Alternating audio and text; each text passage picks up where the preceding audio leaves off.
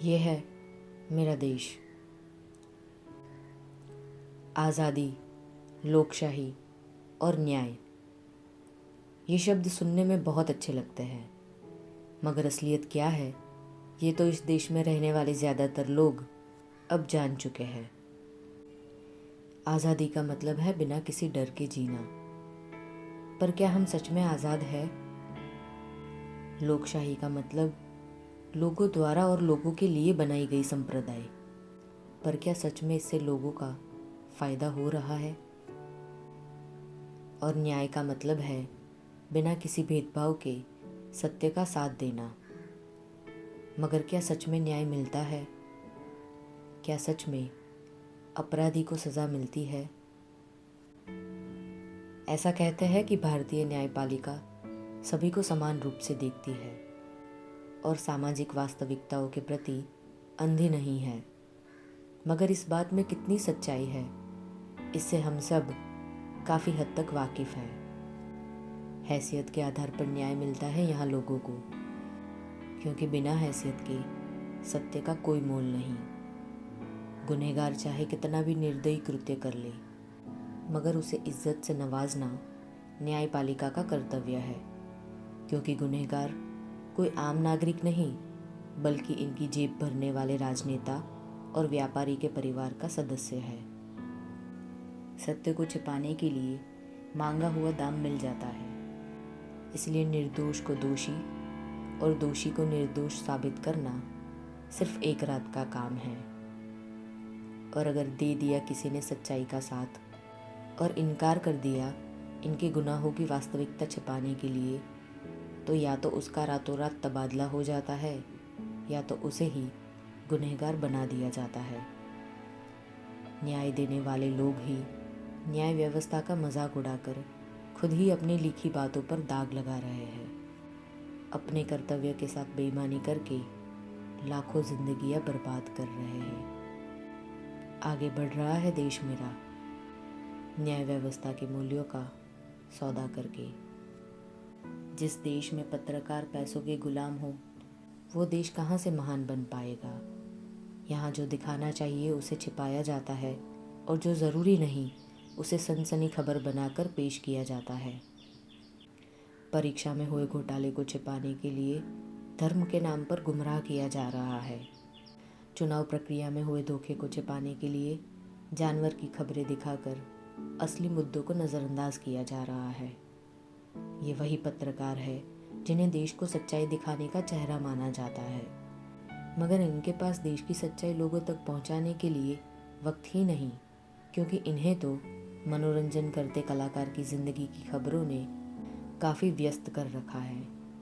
कौन किससे मिला, कैसे मिला, कहाँ जा रहा है, कितने लोग श्रद्धांजलि देने आए, किसने कैसा बर्ताव किया, ये सब बातें देश की सच्चाई दिखाने से ज़्यादा ज़रूरी है।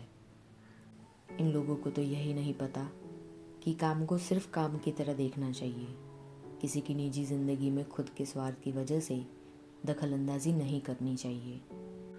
कैसा लगेगा अगर आपकी ज़िंदगी का तमाशा बनाया जाए, 24 घंटे कैमरे में सब कैद करके पैसे कमाए जाए।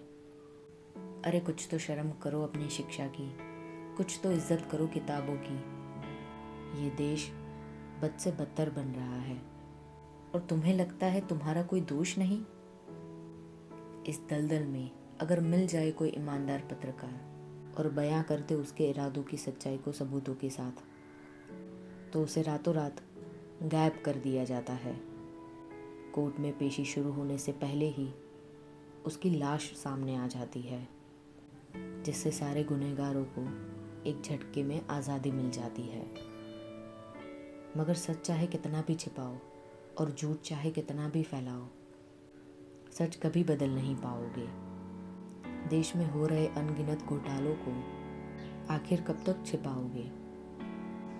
जिस जगह बिना किसी रजामंदी के जानवर तक नहीं पहुंच पाते थे, उस जन्नत सी जगह पर खून खराबा हो गया। मरने वाले लोग इंसान ही थे, फिर भी पूरी घटना को धर्म के नाम पर बांट दिया गया।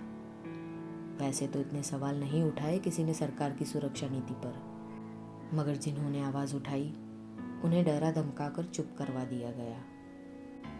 जिस देश में जाति और धर्म के नाम पर हिंसा होती हो, उस देश में कहाँ से बदलाव आएगा? कितने बेईमान लोगों की वजह से सड़कें और पुल टूटे मेरे देश में, फिर भी एक को भी सज़ा नहीं मिली वक्त पर। लाखों घर उजाड़ दिए जिन्होंने, उन चंद लोगों के प्रति पता नहीं क्यों इतना मेहरबान है इस देश की राजनीति। क्या पैसे देकर सहानुभूति जताने से सब ठीक हो जाएगा? क्या हुद्दे से निकालने से मरे हुए लोग जिंदा हो जाएंगे? और लोगों के महसूल का जो मजाक बना रहे हो, उसको आखिर कब तक छिपाओगे? क्या पैसों के दम पर मौत खरीद पाओगे? जिनका खुद का कोई अपना नहीं मरा किसी और की गलती की वजह से, वो इस दर्द को कहाँ से समझ पाएंगे? क्योंकि बातों से सिर्फ तसल्ली दी जाती है, गहराई तो सिर्फ हादसों से ही समझ आती है। और जो लोग सच में अपना काम ईमानदारी से करते हैं, आम जनता की परेशानियां सुनते हैं, उनका तबादला करके सम्मान करती है ये सरकार। क्योंकि अनैतिक लोग सत्ता में बैठे हैं और उन्हें अपनी सत्ता की आड़ में शिक्षित लोगों को डराना, धमकाना और हैसियत दिखाना बहुत अच्छे से आता है। आगे बढ़ रहा है देश मेरा अनैतिकता की प्रशंसा करके। शिक्षा का तो मजाक ही बन गया है इस देश में। आजकल तो शिक्षा लेने वाले से लेकर देने वाला हर कोई रास्ते पर बैठकर विरोध कर रहा है उस तंत्र के खिलाफ जो खुद को दुनिया में प्रगतिशील बता रहा है, जो असलियत में सिर्फ बेईमान लोगों से भरा है। शांति से बैठकर विरोध करती जनता को हुद्दे के दम पर लाठियों से मारा जा रहा है। अरे थोड़ी तो शर्म करो रक्षा बल वालों। ये जो लोग लड़ाई कर रहे हैं, वो तुम्हारे बच्चों के भविष्य को उज्जवल बनाने के लिए ही लड़ रहे हैं। अरे थोड़ा भी ईमान होता तुम लोगों में, तो ऐसे घसीट के नहीं ले जाते निर्दोष लोगों को। हुद्दे के दम पर तुम लोगों ने सिर्फ मासूम लोगों पे अपनी बहादुरी का प्रदर्शन किया है। तुम्हें लगता है तुम निष्ठा से अपना काम कर रहे हो, मगर तुम रक्षक नहीं, भक्षक बन रहे हो। जिस देश में विद्यालय में बैठक ना हो, पानी और शौचालय ना हो, पढ़ाने वाले शिक्षक को ज्ञान भी ना हो, उस देश में कैसे हालात बदलेंगे? कहाँ से आएगा बदलाव और कैसे बदलेगी सोच, जब सबसे महत्वपूर्ण संस्था को पैसे कमाने का जरिया बना दिया है।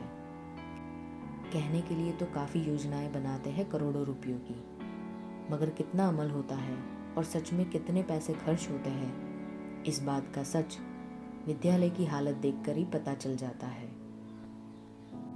जब बिना काबिलियत के लोग देश चला सकते हैं, तो एक विद्यालय तो संभाल ही सकते हैं। ये है मेरा देश, जो बाहर से सुंदर मगर अंदर से काफ़ी खोखला हो चुका है। फिल्म जगत की बात ही है निराली। यहाँ पुरुष का स्त्री के साथ जानवर सा व्यवहार, बलात्कार और अपहरण शान से दिखाया जाता है, मगर चुंबन जैसे दृश्यों को काट दिया जाता है। कितनी घटिया है ना ये सोच, जहाँ प्रेम को गलत और दहशत को सराखों पर रखा जाता है। जिस सिनेमा को जिंदगी की सच्चाई दिखानी चाहिए, वहाँ हैवानियत को मर्दानगी के प्रतीक के रूप में दिखाया जाता है। फिल्म को फिल्म की तरह ही देखना चाहिए। उसके बावजूद भी इस देश में ज़्यादातर गुनहगार फिल्म से प्रेरित होकर गुनाह करते हैं। 2 साल की बच्ची से लेकर उम्र लायक औरत तक का बलात्कार होता है इस देश में। जिस न्याय के लिए दर दर ठोकर खाता है परिवार और देश की जनता, उन्हें लाठी से मारा जाता है और उन हैवानों को सबूतों के अभाव की वजह से आसानी से रिहा कर दिया जाता है। जब यही रिहा हुआ अपराधी फिर से वही कृत्य करता है, तब उसकी घिनौनी सोच की सज़ा एक और स्त्री को अपनी जान और इज्जत गंवाकर चुकानी पड़ती है। और तब भी सरकार आंखों पर पट्टी लगाकर सब अनदेखा करती है। यहाँ न्याय तो कभी वक्त पर मिलता नहीं। हाँ, मगर न्याय की उम्मीद रखने वालों का मजाक ज़रूर बन जाता है।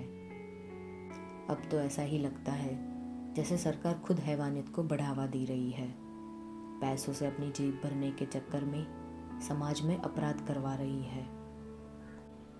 पूजा की जाती है स्त्री की इस देश में, फिर भी ये हाल है।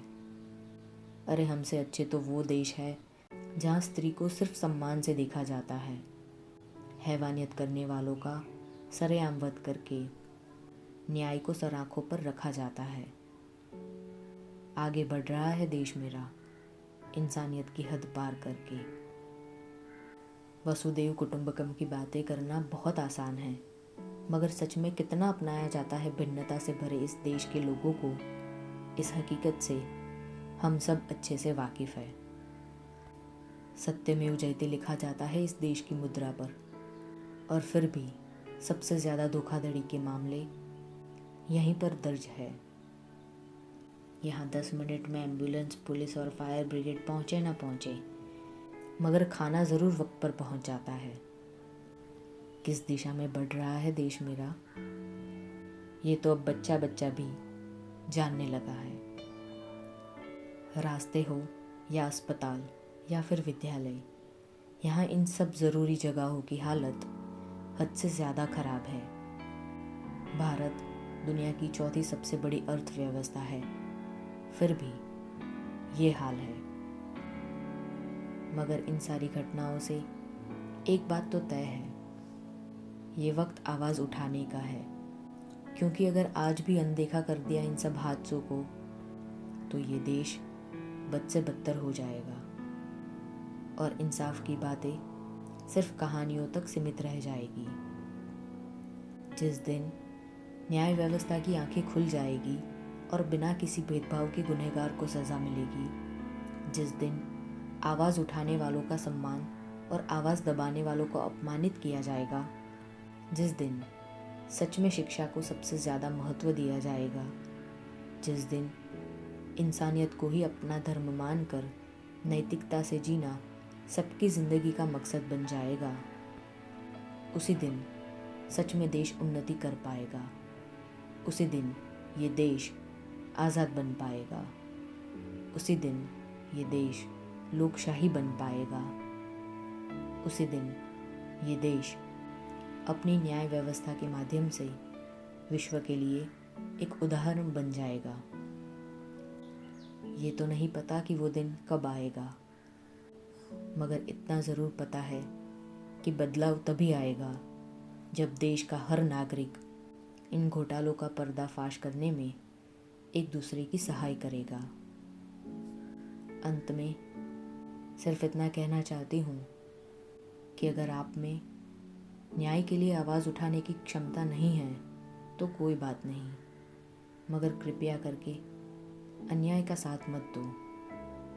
एक छोटी सी पहल भी काफ़ी बदलाव ला सकती है, इसलिए कृपया करके सिर्फ सत्य का साथ दो। जाति और धर्म से ऊपर शिक्षा और सत्य को चुनो। कृपया करके सिर्फ सत्य का ही साथ दो।